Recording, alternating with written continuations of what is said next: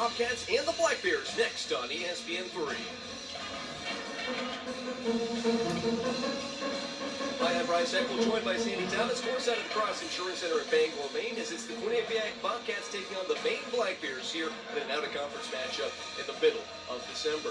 Well, these two teams over the years have been pretty equal to one another, as this will be the 11th meeting all time. Series history so far tied 5 aside. 9 of the 8 games in the prior matchup have been won by 10 points or less, including last November 25th when Quinnipiac won by an 8-point win down in Connecticut.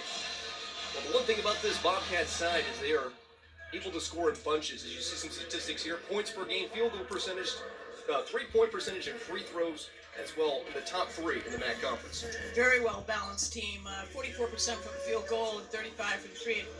You got to really keep them off the free throw line too, because they're 75% free throw shooters. Your head coach Baker Dunleavy, of course, you may know him.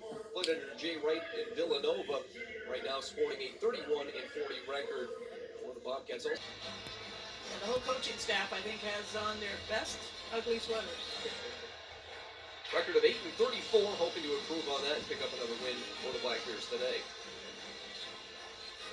Players to watch in this matchup. First for the Quinnipiac side, they all really run through Rich Kelly, who's in the starting line, number 22, the point guard. And when he's getting the assist along with the massive amount of points, usually it means success for the Bobcats. Yeah, he really helps those percentage too. 44% from the field, 44 from 3, 75 from the three-point line. He had 36 points in their win against UNH the other night. He's all about basketball because he had no time to shave this morning as well. On the other side of things, it's numbers gun. They want to score some points in bunches. Maine wants to make this one and slow it down to a snail's pace. Yeah, Maine dropped into it. Looks like a 3-2 zone actually right now. And that's a good sign for the Bobcats as Kelly hits it from deep. Kelly was first team All-MAC pre-season this year. Starting lineup, Ugodin, Eldarwich, Larson, Fleming, and Pirjevich out there for the Black Bears right now. We're in their late. And that's what Quinnipiac's going to do. They're either going to dribble, drive in, or they're going to take that long 3. Underneath, as we see the deep three-pointer from the top once more from Kelly. But Fleming fortunate that wasn't a turnover. Yeah, he's down in those 12 minutes. Marfo comes out to throw the alley-oop from the top. Count it and 1. Oh my goodness. Yeah. Unbelievable. Kelly right now is the third in the MAC conference in assists as well. He's not just a scorer. He's a great passer, as we just saw there. He's averaging 4.4 assists per game. Maine's going to call a timeout. I think probably a wise one. Goodness gracious. That's one of the more emphatic dotting of an exclamation points I've seen on a dunk in a long time. And a perfect pass. Yeah, when Kelly is providing the points by way of his assists, that's usually a bad thing for oppositional teams. Yeah. But an all-around player like that, Kelly, he knows when he's got his shots, he knows when he can score, but if he can't, he's very good at finding his teammates so that they can. Well, that's a run here for the Bobcats. Now I've seen them up by 6 points. A long rebound. Oh, beautiful pass in. This one won't go, but another foul will be called on the Black Bears as Blanc will head back to the line once more. It was interesting during Bobcats warm-up, as we see here. Kelly, no-look pass. Good drive in, foul zone. Back out. Kelly's rewarded with a three-point attempt from deep, and he hits it. What a big-time basket. Yeah, he's just a catch and release. He didn't need much time. 26-10, Quinnipiac back on top by a big margin, 16 points. Maine is struggling right now to make shots fall. Pass at the corner, Kelly again, got it once more. Big time clutch 3 for number 22, Rich Kelly. You have got to know where both Ranzoni and Kelly are on the court. It seemed like nobody knew where Kelly was at that particular possession. Kelly's now up to 9 points, all by way of three-pointers. And a quick answer back, though, for Eldarwich in his first bucket of the contest as well. That might give Maine a little bit of a spark, and also Sergio getting his first basket since he's been out a few games. Name of the game right now for the Black.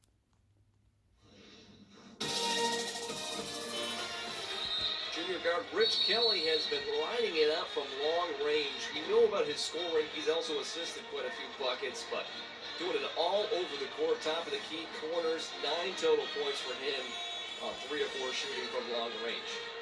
Yeah, and he doesn't need very much time. He's just a catch and release shooter, and he was probably, I'd say probably 2 feet back of the 3-point line on that last shot. 1 assist, 2 rebounds, 9 points, and even more importantly, no turnovers yet. Did assist that incredible alley-oop dunk from Balank earlier.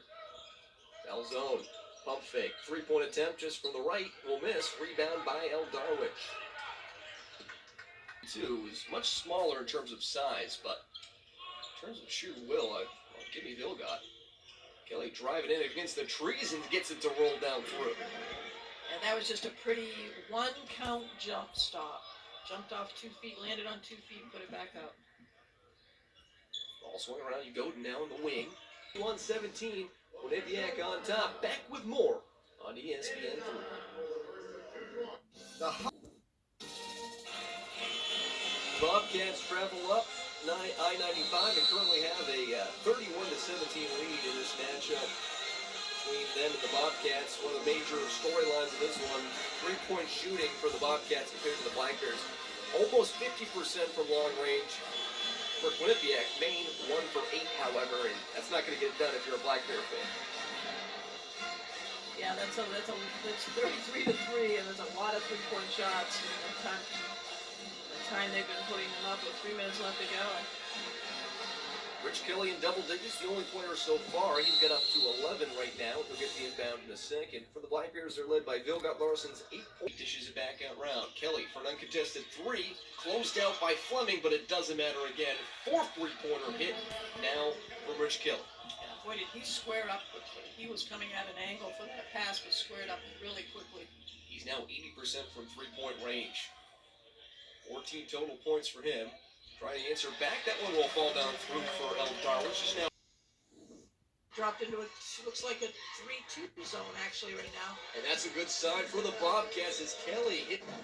I'm joined by Quinnipiac head coach Baker Dunleavy. And coach, you have the lead, 36-25 at the half. What are you most pleased with so far? Well, they're a hard team to defend. I thought we had good activity early. We've had good togetherness, and we got to be really vocal the way they cut. So we've been good in that way, but we can be better. What would you like to do differently in the second half? I just think establish consistency. I think at our best we've been very good, and we've just kind of had some let up. So we just got to avoid that let up by keeping ourselves on edge. Thank you, coach. Best of luck the rest of the way. Thanks a lot. We'll be back to the Cross Insurance Center. 3-pointers aplenty, just a little bit here from Quinnipiac in the contest. Rich Kelly hitting 4 daggers from deep. They've hit now 12 out of 28 shots. Black Bears have only hit 2 of their 11. One of the reasons why this game currently sits an 11-point advantage for the Bobcats over the Black Bears. It's been a very, very lucrative first half from long range effect. Well, hopefully Maine can make some adjustments at halftime. They've got a lot of adjustments to make, but again, Maine did a good run there towards the end of the first half, so hopefully they can keep that momentum going. 14 points for Rich Kelly to lead the way for this Bobcats side.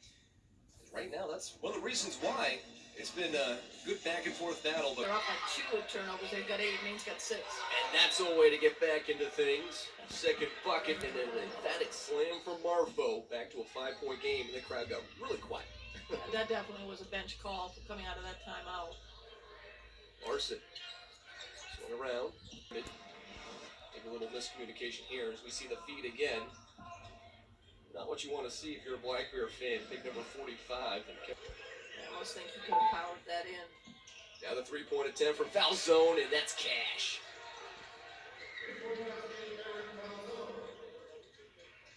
Money from number McGuire, cross court. Now to Kelly.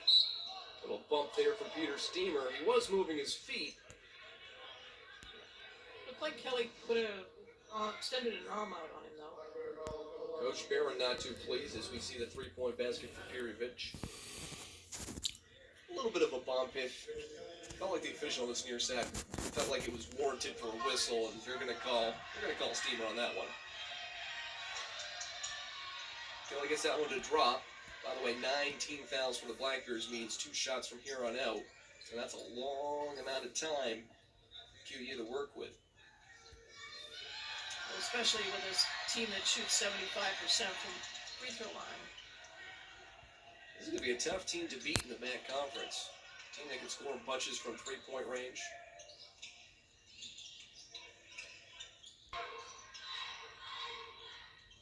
A little bit of a bump here. Pitch is going straight through. Third time's the charm. A little too aggressive, moving his backside into Kelly. Well, you take a look at this. Looks a little bit like a flop, but there was definitely a lot of contact going on there. I think Kelly knew after the first two that if I over-exaggerate this a little bit, there's going to be a foul called, and I think I got good odds on it. Well, Kelly's definitely a smart player. Just to be able to get the shots off that he gets off, he has to be smart as far as basketball sense out there. When you look at Kelly, not to say anything disparaging about him, but he doesn't necessarily look like the normal basketball player you envision in your head, but he's so productive from every asset of the contest. Like 3-point shooting attempts, this one another rare miss, but again, it's extremely rare for him. He hits almost all the ones he takes. Well, he's also an All-American academic in the MAC, so that tells you a little bit about something. He's not only smart on the court, he's smart in the classroom. This calendar year. After this, they go to UMass in Amherst, Massachusetts, and then they take on Hawaii on the road on the 29th. Get up and under by Williams, and that one will drop through.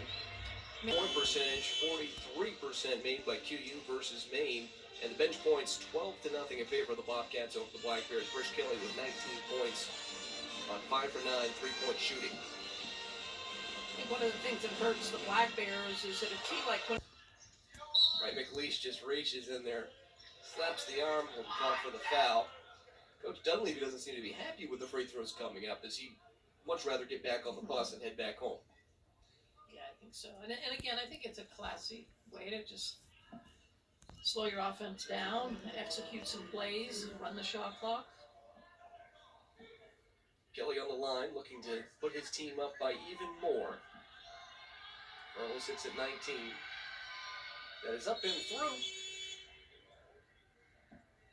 Quinnipiac trying to move back to 500. They're 3-4 right now, and they will do so after the next 2:06 elapses off the clock. Godin back in the game for the Black Bears.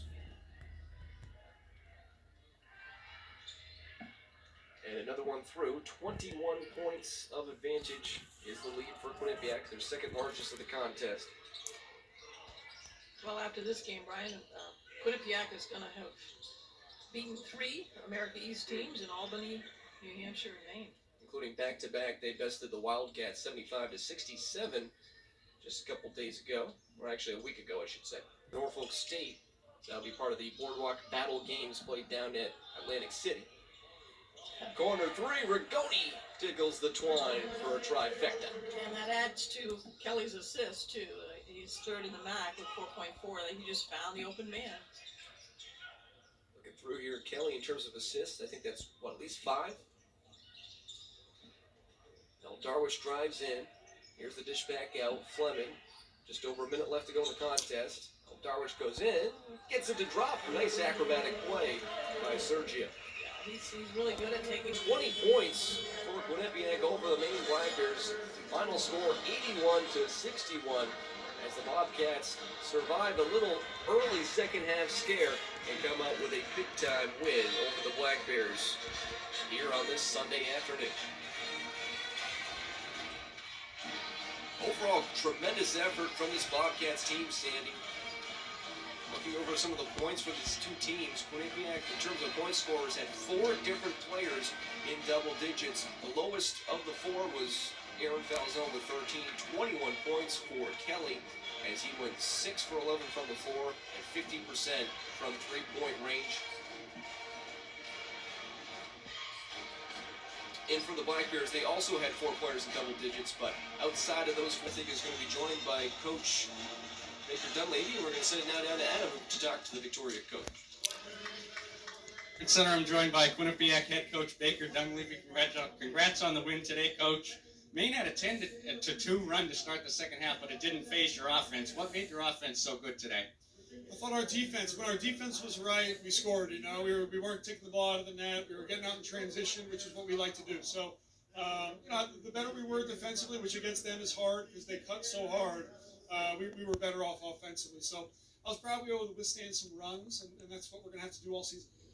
And Rich Kelly had a great game today, 21 points, 5 3-pointers from him. He's a junior. You've been his coach for his whole Quinnipiac career. How have you helped him build his game into what it is today?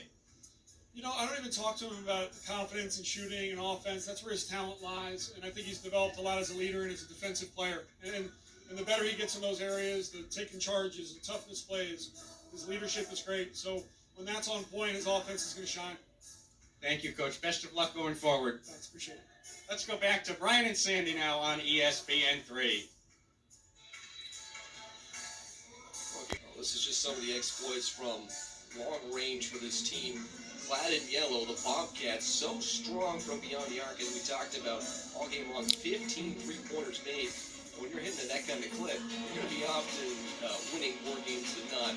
It's 35% second in the MAC conference, but today a little bit better than that. Even we saw the stats at the beginning of the game, we saw that when they're shooting what they're shooting from field goal, 3-point line, and free throw line, they're a tough team to stop. I'm surprised at where they're at in the MAC, but I anticipate this team getting higher than what they are right now. 42.9% from long range here. As 2 players hit 5 out of 10 shots taken. That was Rigoni and also that aforementioned Rich Kelly, who closes the night with the most points in the contest, 21 to lead all scores. Also perfect from the stripe with a 4 for 4.